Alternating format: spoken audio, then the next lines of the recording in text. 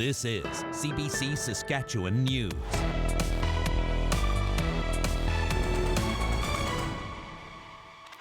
It is Wednesday, October 16th, and the CBC Saskatchewan News starts right now. Good evening and thank you for watching. Tonight, Saskatchewan Party Leader Scott Moe and NDP leader Carla Beck faced off in the 2024 Leaders Debate. Moe became leader of the Saskatchewan Party in 2018, but he was first elected in Rosthern Shellbrook in 2011, and this was not his first Leaders Debate. He squared off with Ryan Miley in 2020. Here's some highlights from his exchange tonight with Carla Beck. We are so fortunate in this province with the rural-urban synergy that we have. Many of our natural resources are located in rural areas of the province. Our ag land, our mining products, our oil and gas. The people that are bringing value to those natural resources, they often live in our villages, towns, and cities, in the urban parts of Saskatchewan. And here comes the synergy where those people add value to those products that are in the rural areas of our province. And so as we move forward and see the opportunities in mining investment, people living in rural communities that are working in the mining industry, ag value added investment, people living in rural Saskatchewan that are adding value to our agri-food products. We are seeing successes like the export values going from 17 billion under the NDP to 50 billion today. That's wealth in our communities. 17,000 jobs have been created just this past year. We have the highest rate of growth for private sector investment into any province across the nation of Canada. Inflation is at an all-time low due to us rejecting the Trudeau NDP carbon tax. That's why you've seen a government focus on recovery opportunities, building 500 intensive recovery beds, also adding 500 police officers, including RCMP officers, municipal officers, and yes, the Saskatchewan Marshal Service to keep your community safe wherever you live in this province. On the other side of the debate is NDP leader Carla Beck. Beck became leader of the party in 2022, but has been an elected member in Regina Lakeview since 2016. Here's a look back at some of her key moments. The province I grew up in was a place where people looked out for one another. On the farm, we relied on our neighbors, and our neighbors relied on us. This is a province where people can set aside differences to get things done.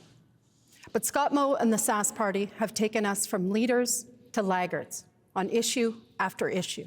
Kids in grade 12 today have only known cuts and underfunding because of your underfunding of the education system. It's ridiculous. You cannot drive 9%. Where we need to go if you keep looking in the rearview mirror, Mr. Moe. Problem, the capacity. Simple solutions aren't going to work. You need to engage all of those parents, those communities, those who have lived a life of addictions to understand what's needed to turn this around. We are losing young people at a rate that has actually decreased our life expectancy in this province. This is not a simple one-size-fits-all solution.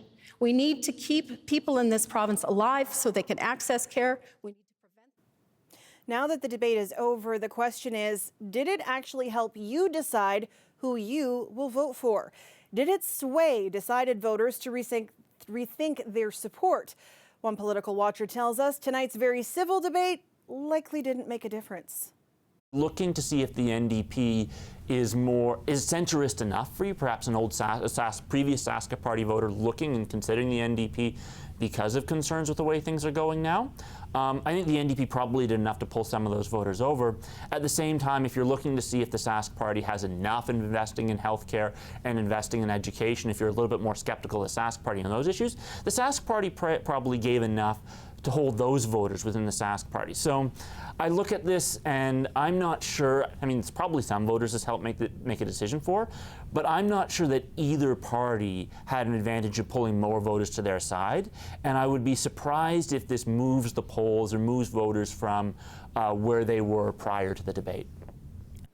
The federal government and the carbon tax were big talking points in tonight's debate. Sask Party leader Scott Moe attempted to tie the provincial NDP to the federal NDP and Liberals on the issue. It brought some tense moments between the two party leaders. Small businesses most certainly need support, of which both parties have put forward, and they need less taxes and less regulation, primarily, that is coming from a federal government of which the NDP supported and have propped up for the last number of years. The NDP, very recently, Jagmeet Singh said, we're not going to support Justin Trudeau anymore. That lasted 2 weeks, of which at that time he had an opportunity to go into the House of Commons and to not support Justin Trudeau, to not support a carbon tax, which would save small businesses across Canada. We're in a provincial debate right now. So very much, but he chose not to. He supported Justin Trudeau again, and he supported the carbon tax, and he's costing Canadians, their kids aren't including getting those the that live in supports they Saskatchewan, need. money. And this is where Mr. Moe focuses his time. I've been very clear when it comes to any federal leader. Doesn't matter the political stripe. If there are programs that are put forward that stand to benefit people in this province, I will be at that table making sure we get the best deal possible for people in this province. What did you say to Justin? And if there are instances where they're making policy decisions that hurt people in this province, hurt the economy, you bet, regardless of political stripe, I will be at that table standing up for Saskatchewan. My focus is on the people of this province and getting the services that they need, getting the supports, getting the economy going in all sectors. Something that is not happening under Scott Moe and the Sask Party right now. We have two former MLAs joining us. Earlier this evening, our political panel featuring two former MLAs joined us here in our studio, and they broke down the issue of the carbon tax and other distraction techniques used by the leaders tonight. I don't know if you're familiar with the movie Up from Pixar, where the dog keeps being distracted every time you say squirrel, and that works for Scott. Every time he utters the word Trudeau, he distracts attention from his record. And the other thing that works very well is talking about things that were 20 plus years ago, in some cases 30 years ago. The things he talks about in the NDP record were things that were, when most of the NDP MLAs that were in the legislature were still in grade school. I mean, like that's how long ago they were. We're talking 30 plus years ago. We're controlled by what the feds do as well. And the carbon tax is a good example. I can spend some time on the carbon tax too when I talk about our little Invermay arena. We pay over $1,000 worth of carbon tax in a year. You know how many dollars we get back in rebate? None. Carbon tax took away $1,000. We received $2,500 community rink affordability grant that now, if you look at the platform, you'll see that's going to be increased from $2,500 to $5,000. Terrific.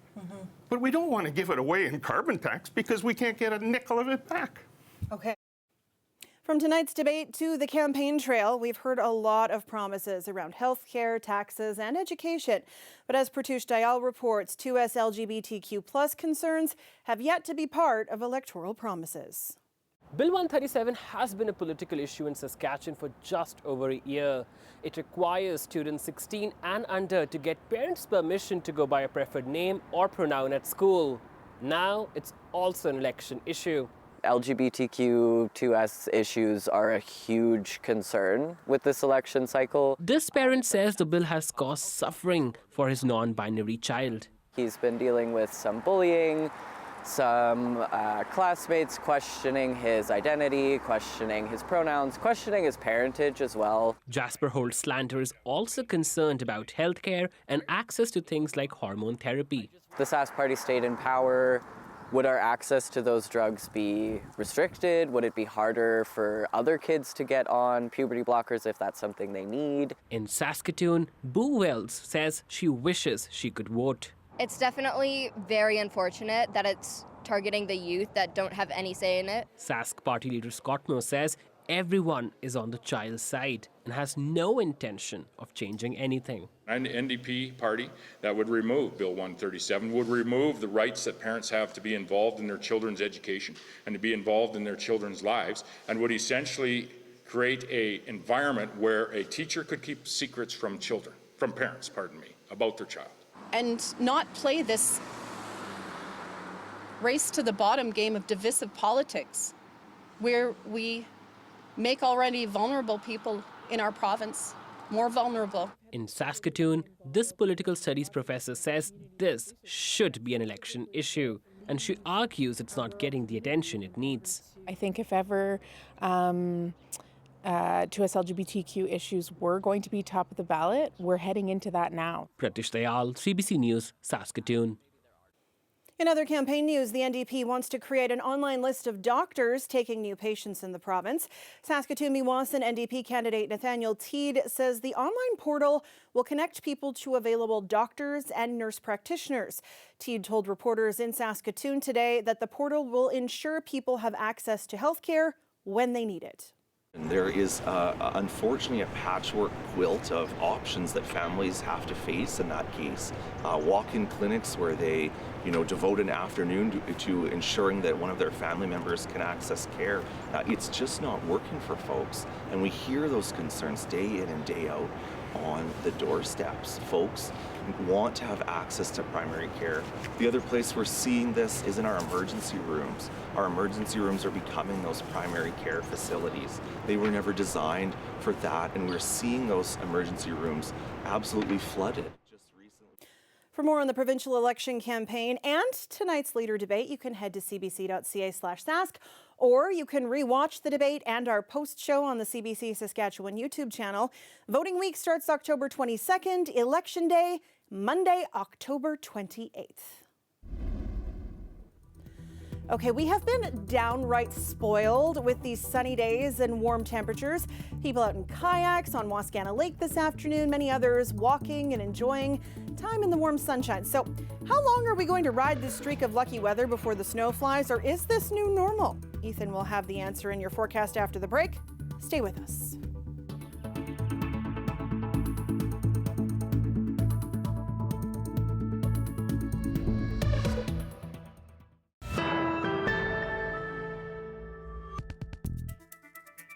Welcome back. An appearance by the Prime Minister at the public inquiry into foreign interference turned political today.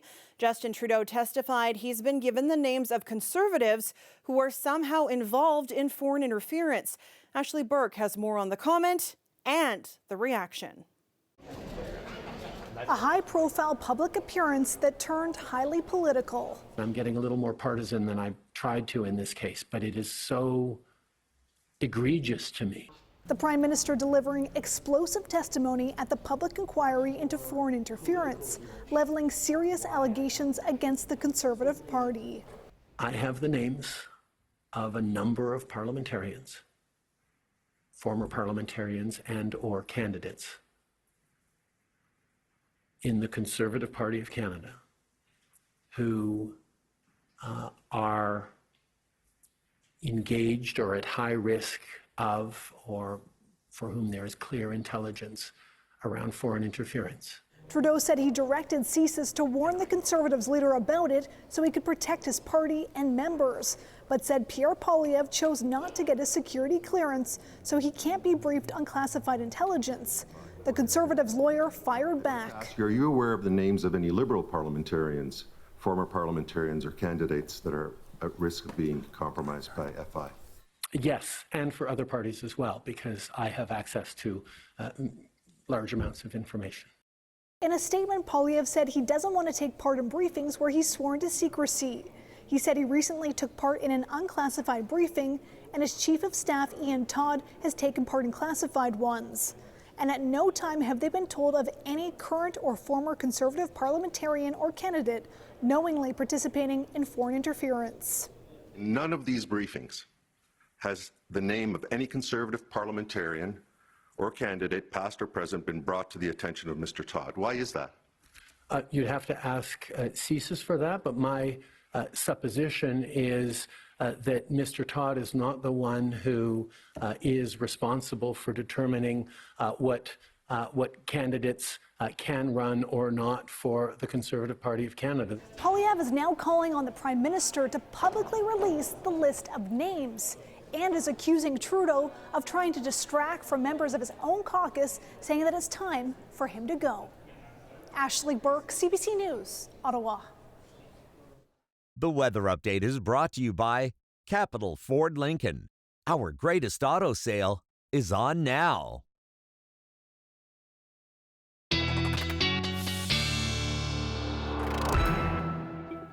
And weather specialist Ethan Williams joins me now. Weather records yesterday, another lovely day out there today. I'm just waiting for the other shoe to drop. Yeah, I know. Well, it's going to take a while, I think, because these nice temperatures, the gorgeous weather that we've been seeing, definitely hanging on. And yeah, you mentioned the temperature records. There are a few of them across the province, 4, and really kind of all over the place.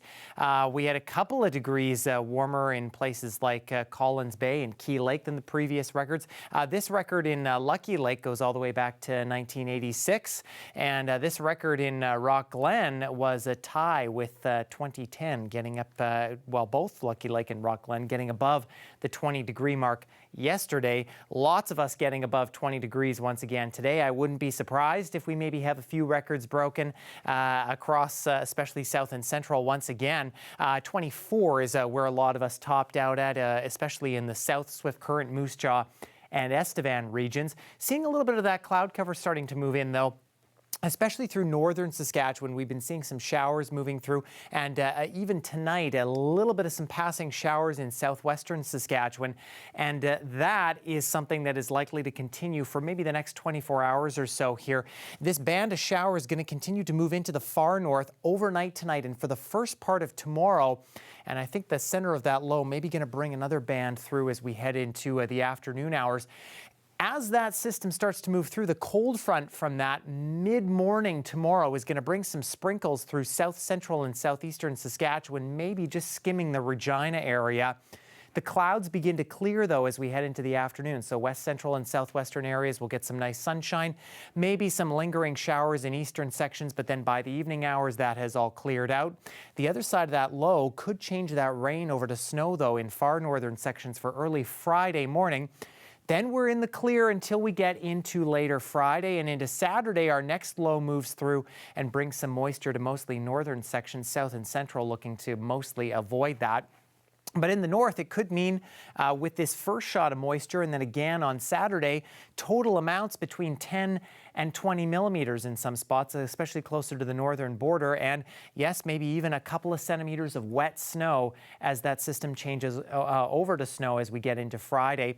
And this will also mean that, that our winds will start to pick up a little bit. I think over the next few days here, things are going to continue to be breezy, really no matter where you are in the province. But for the time being, temperatures remaining slightly above normal for Regina. Again, some chance of showers in the morning before clearing into the afternoon. Looking quite nice for the weekend before, yes, there's that massive drop-off on Tuesday with the possibility of some showers or flurries, putting that as a possibility into the forecast.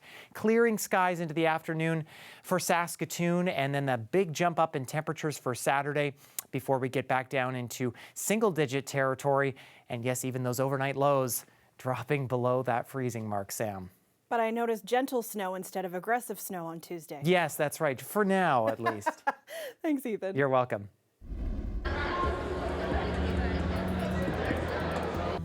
When the spacecraft Artemis 3 flies to the moon in 2026, one thing is for sure, the astronauts will be looking good. The luxury brand Prada unveiled the design of a spacesuit that's to be used in the first astronaut moon landing since 1972.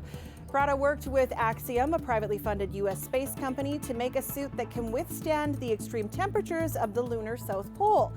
The astronauts will also need the flexibility to perform spacewalks for at least 8 hours. We'll be back after the break.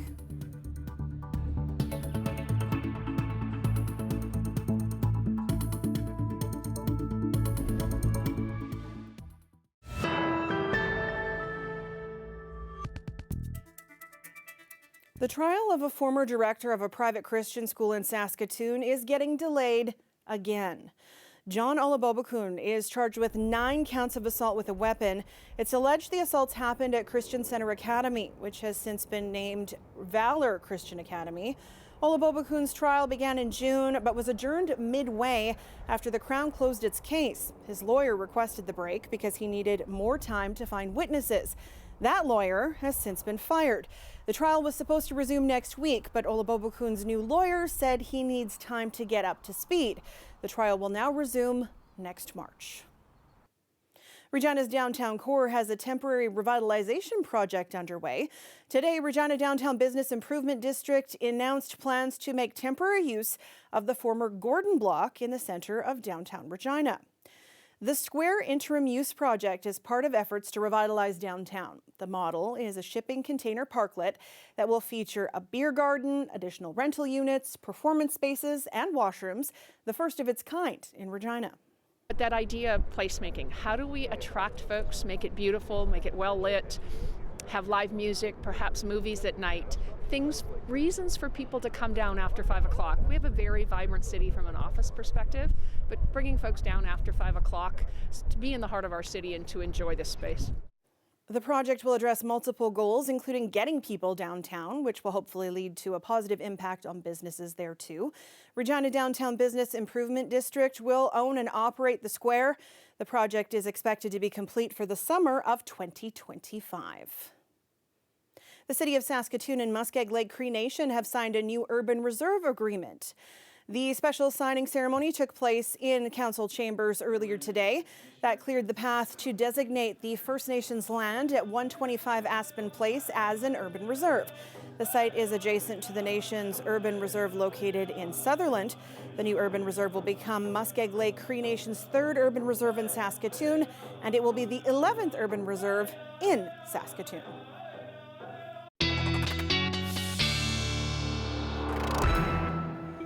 Ethan is back with one last look at your weather. And we are in for a bit of a temperature drop tomorrow, especially in Regina and the south. But overnight tonight, temperature is still pretty warm as we see that cloud cover still in place. By tomorrow morning, we are looking at a chance of, again, some morning showers. I think Regina has a better chance than Saskatoon of seeing a few of these through the morning hours. And then into the afternoon, this is about the best we're going to do temperature-wise, around 12 degrees. Breezy winds shifting now from the northwest, so that's bringing down that kind of cooler air mass. But I think we will see some clearing skies into the afternoon, so some sunshine might be back. Mostly cloudy tonight in Saskatoon. Again, probably not as much of a chance for you as showers, but it is still going to be cloudy at times tomorrow morning. And then heading into the afternoon hours, we will likely start to see that clear away and get that sunshine back, albeit with a little bit of a breeze in there as well, Sam. All right. Thanks, Ethan. You're welcome.